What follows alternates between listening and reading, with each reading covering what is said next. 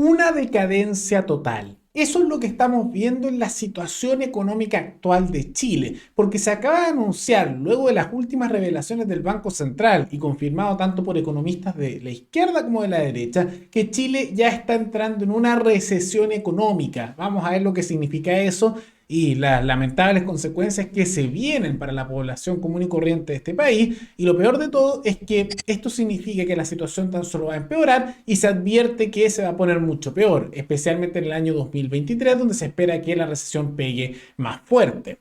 En gran medida vamos a ver quién tiene la culpa de esto, porque aunque el gobierno de Boric ha sido bastante malo en su manejo económico, como también en otras áreas, no tiene la única culpa dentro de esta materia, aunque sí tiene responsabilidad. Todo eso lo vemos a continuación.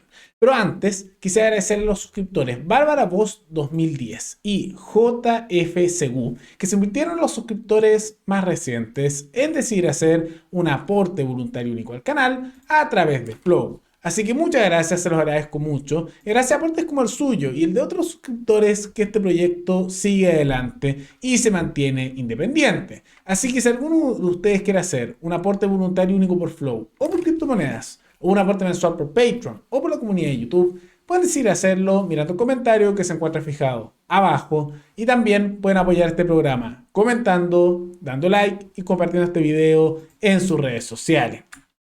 Chile entra en recesión. Eso es el anuncio que se da. Ahora, ¿qué significa eso? ¿Qué es entrar en recesión y cómo afecta a una persona común y corriente? Dentro de las definiciones más técnicas que se dan, se entra oficialmente en recesión, y en eso estamos entrando cuando hay ya 2 trimestres, o sea, el grupo de 3 meses seguidos, en que hay decrecimiento, contracción. ¿Qué significa eso? Que hay 6 meses seguidos en que todos esos meses el país está empezando a ir para abajo. Eso significa que están cerrando empresas, que están quebrando distintas instituciones, que el trabajo va empeorando, que al mismo tiempo la calidad de vida empeora, porque cuando un país crece, mejora su situación económica, sus trabajos, la prosperidad, y cuando decrece es lo contrario. Aumenta la miseria, aumenta muchas veces el desempleo, aumenta justamente la situación de pobreza y de hambre, es lo que estamos viendo. Y Chile ya entra en recesión. Ahora, esto ya se sabía que iba a pasar porque la economía se está contrayendo, o sea, empresas se están yendo y quebrando en distintas áreas. Se está viendo especialmente un decrecimiento importante en la actividad comercial en Chile. Y ya la OCDE había advertido que Chile estaba entre los 6 países que iban a vivir una recesión, y una de las peores. O sea, a nivel mundial, muchos se están viendo afectados por la problemática internacional económica que trajo el COVID, como también la guerra entre Ucrania y Rusia. Pero Chile es uno de los peor afectados. Tanto así que hasta hace poco, la misma OCDE señaló que la ralentización económica más grande en todo el mundo, ni siquiera en algunos, no, en todo el mundo, había sido la de Chile, teniendo los indicadores más altos de decrecimiento económico.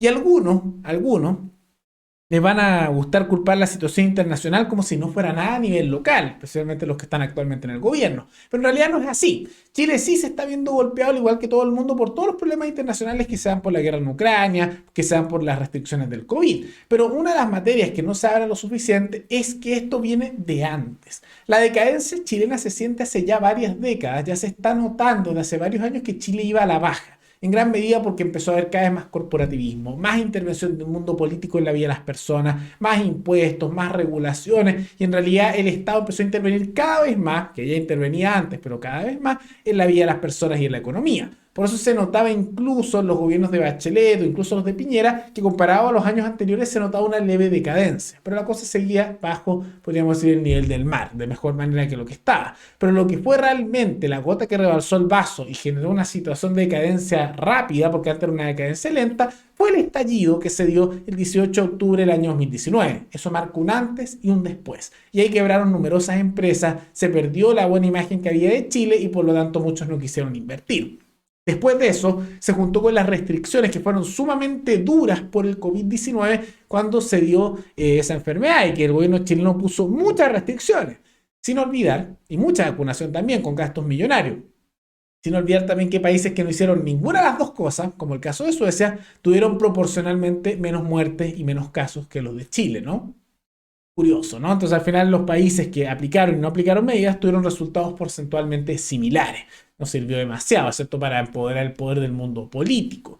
Y dentro de eso, la suma de todos estos factores, sumado también a la idea del apruebo y el rechazo, posible cambio de constitución, y también el aumento sostenido que ha habido de la delincuencia, la incertidumbre, los narcos, la corrupción y una serie de otros problemas, hacen que la gente no quiera invertir en Chile. Entonces, además de las empresas que ya a nivel local están quebrando por los problemas internacionales, se suman las que quiebran por la delincuencia, por la situación de incertidumbre local, la polarización y las empresas internacionales que o se van o no quieren invertir en Chile. Algunas, por supuesto, lo van a hacer, pero en total son ya menos las que invierten que lo que había antes, aunque algunas lo sigan haciendo. Por eso todas estas advertencias. Y ya el ministro Marcel, que es el ministro de Hacienda del gobierno de Boric, había reconocido que era muy probable, y ya se anunció que esto es inminente, que Chile entrara en recesión y que en gran medida las cosas se iban a poner peores antes de ponerse mejores. Y eso ya también se confirma por incluso figuras económicas del otro lado de la vereda, porque eso son confirmaciones desde la izquierda chilena. También viene, por ejemplo, del exministro Briones, que también fue de Hacienda, que adelantó que el próximo año, el 2023, se viene difícil, muy difícil. Y si ahora las cosas están complejas, el próximo año también va a tener inflación alta, aunque algunos creen que tal vez se logra controlar, no es seguro, y al mismo tiempo se espera que aumente la pobreza, el desempleo, menos trabajo y hay una peor situación económica en general. Ahora, ojalá eso no se diera, pero es al menos lo que todos esperan y se confirma por todos los análisis internacionales. Y como digo, insisto, esta situación viene de antes. El gobierno de Boric igual tiene gran responsabilidad por hacer una continuidad y profundización de esas políticas fracasadas y va en la misma dirección estatizadora que los gobiernos anteriores. Pero esto ya se había dado en el gobierno de Piñera y la decadencia previa está desde mucho antes, que son esa estructura decadente del llamado modelo chileno, que era bastante corporatista y lo sigue siendo, y también con una creciente cantidad de corrupción y delincuencia. Eso es lo que hemos estado viendo. Pero al mismo tiempo, esto se podría revertir. No es el fin del mundo. Hay políticas que podrían dar vuelta atrás en todo esto. ¿Las van a hacer? Probablemente no, porque no le convendría al mundo político. ¿Cuáles son los principales problemas y cuáles son las soluciones? Uno es la delincuencia. Tiene que haber penas más duras, más mano dura con una serie de otras materias, tanto a nivel de los narcos como a nivel de la seguridad en el sur, de las guerrillas y una serie de otras situaciones de delincuencia. Eso va a generar mayor seguridad y por lo tanto puede mejorar la situación de la población en su vida diaria como también laboral. Al mismo tiempo, para que las empresas no quiebren, tienen que quitar regulaciones, bajar impuestos, atraer el capital local para que puedan surgir emprendedores y puedan competir, como al mismo tiempo llegue capital internacional a invertir, se crean nuevos trabajos, más competencia. Y eso va de la mano con que deberían bajar sustancialmente los impuestos, regulaciones, pero también reducir mucho el gasto, cortar privilegios de políticos, subsidios a políticos y sus partidos, empresas estatales con puras pérdidas, ministerios, y ese dinero para ayudar a la población en la situación de crisis, en vez de ir al bolsillo del mundo político, debería ir al bolsillo del trabajador. Eso no generaría inflación. ¿Por qué? Porque no es dinero extra, sino que es dinero que dejaste de gastar en el mundo político y pasaste a devolverle, porque de ahí salió, a los trabajadores, a los civiles. Porque todo esto que el Estado está gastando en cantidades millonarias en subsidios para artistas, museos, sueldos de políticos, ministerios, que los viajes en auto, el subsidio al combustible de los políticos, empresas estatales con millonarias pérdidas, ese dinero no sale de la nada, sale del bolsillo de todos y cada uno de nosotros. Entonces, de esa manera podrías ayudar a levantar a la población con más dinero, que lo podría gastar o ahorrar, habría más inversión, más gastos, se mueve la economía, simultáneamente bajarías los impuestos y regulaciones y bajas el gasto, se vuelve más atractivo llegar y al mismo tiempo tienes que poner mayor seguridad a nivel general y eso va a generar que también quieran invertir, como que también todo se vea más estable. Y al mismo tiempo, toda esta discusión de cambio de constitución se tiene que zanjar de una manera u otra, porque esa incertidumbre también está afectando. Lo mejor y lo correcto sería hacer un plebiscito de entrada para preguntarle a la población si quieren o no continuar con el proceso constituyente. Y lo más probable es que la población diría rechazo. Pero los políticos no lo quieren hacer. ¿Por qué? Porque probablemente saben que ese sería el resultado. Entonces, todas esas cosas que se pueden hacer no son imposibles, no son utópicas para nada, son muy realizables y eso sería lo que se necesita para salir de la crisis y mejorar la calidad de vida de la población chilena.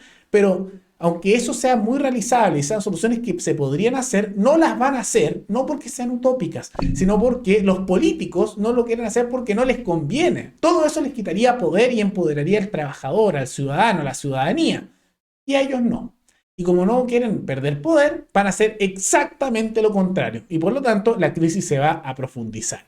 Pero ¿qué les parece esta situación? ¿Qué les parece que Chile oficialmente va camino a entrar en recesión? ¿Creen que las soluciones mencionadas aquí son el camino o son otras? Todo eso coméntenlo abajo. Y recuerden que pueden recomendar algún tema, alguna noticia, tanto de Chile como de otros países, para otro video. Nos veremos en el siguiente programa. Hasta luego.